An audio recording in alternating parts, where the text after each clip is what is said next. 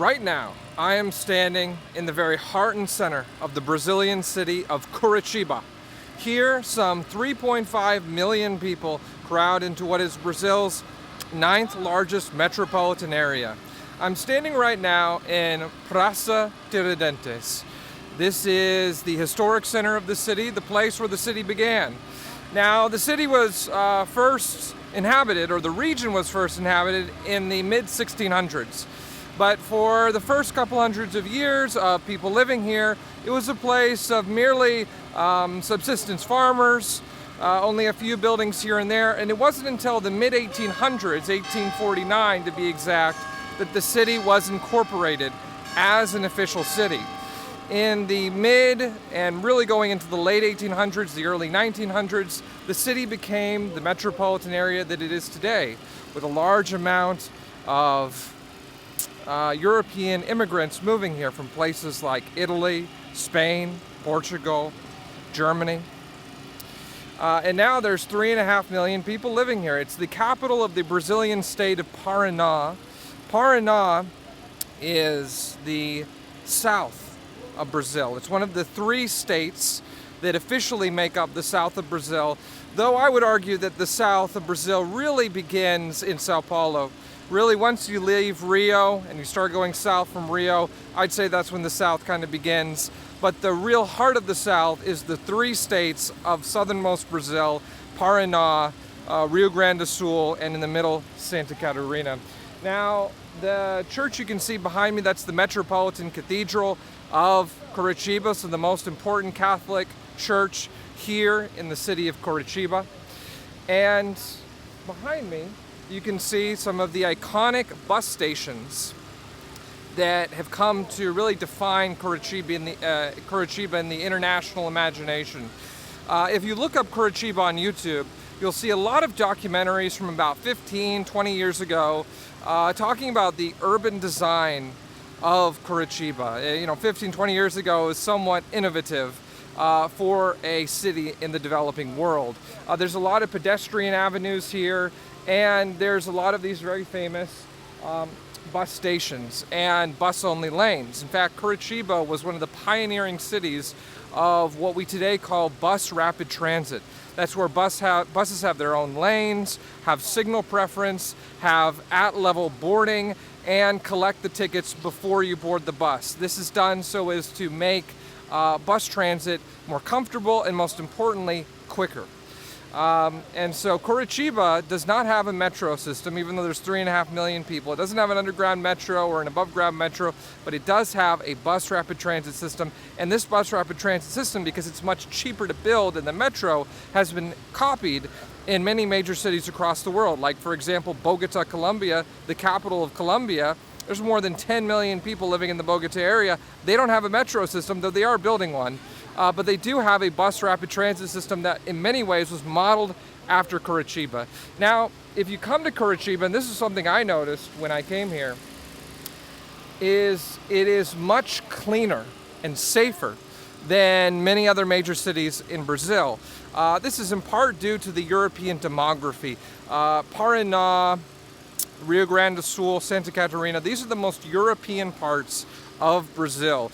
Prior to the latter half of the 19th century, the south of Brazil was basically unpopulated. There were few natural resources here. There were no slave plantations. The weather is subtropical, so it's not tropical, so you couldn't grow tropical plants to export to Europe. There were very few indigenous Amerindians to exploit. And so the area was really unpopulated, but due to that, due to the kind of the oceanic temperate climate, we're actually not in the tropics. This was an area that was very appealing to the Europeans who migrated here in large numbers, but in millions, to Brazil in the late 19th century going into the early 20th century. And so it really is a shockingly clean graffiti, very little graffiti, a very clean, very safe feeling for a major Brazilian city. Very strange. Sometimes it doesn't feel like you're in Brazil. Although here in the center, there are a lot of drug addicted, mentally ill beggars sleeping on the street, asking for money to support their habit. You'll see them around. It's very common in Brazil. I think that Brazil, like the United States and other countries with kind of low social trust, but high wealth disparity, and also a very individualistic culture where drug use is more common and more acceptable, and it's more socially tolerated to use drugs publicly and ask for money to continue that drug use. You do see a lot of homeless, mentally ill drug addicts who are begging here in the major cities of Brazil, and Curitiba is certainly no exception. So in that way, it is reminiscent of the United States, which has a lot of similar social conditions that enable that type of behavior going on. Now, you can probably see I'm actually wearing 2 jackets here. It's actually only 60 degrees right now. That's 15 degrees centigrade. We're at 3,000 feet above sea level, but we're quite close to the ocean. And so these two things combined results in Curitiba having the coldest climate of any major city in Brazil. And it's also actually very rainy here. It's overcast almost all the time. It's very rainy.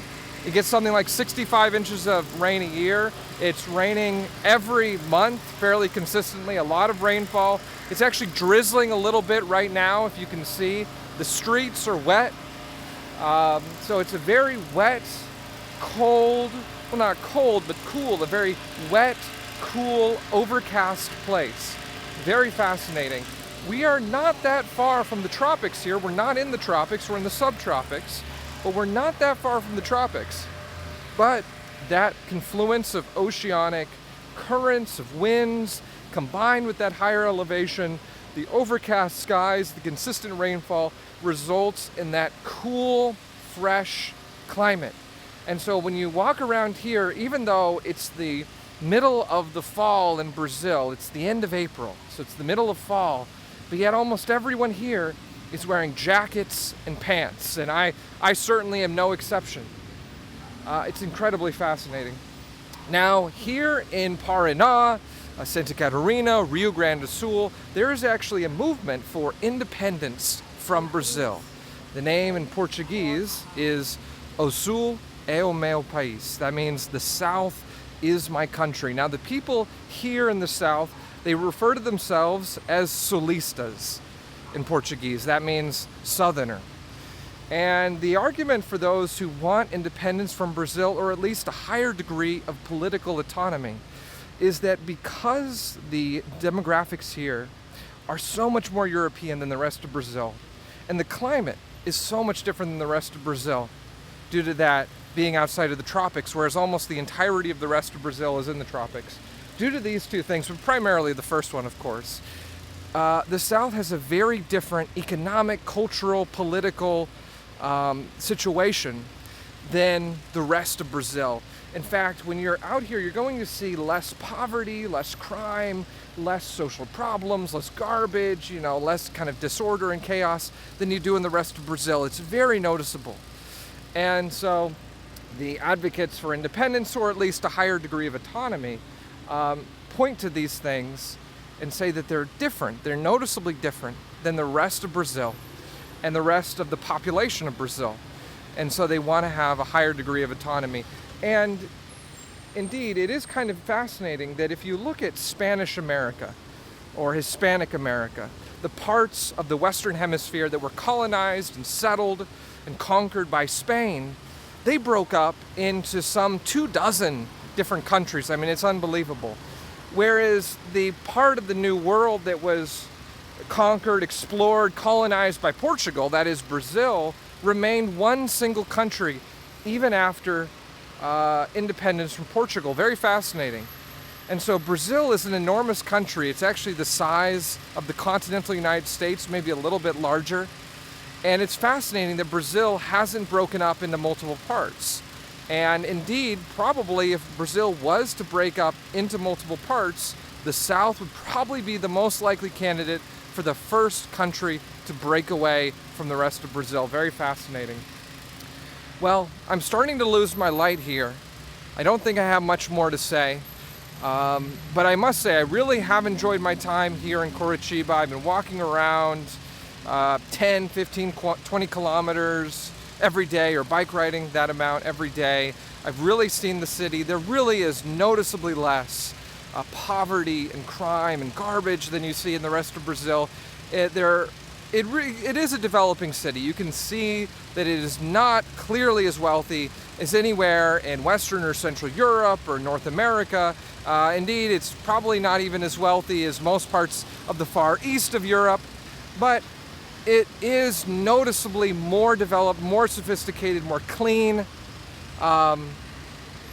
more European feeling than the rest of Brazil. And so if you ever find yourself here in South America, you find yourself in Brazil, I highly recommend coming here to the beautiful South, to beautiful Curitiba, beautiful Paraná, and experiencing that unique culture, that unique geography.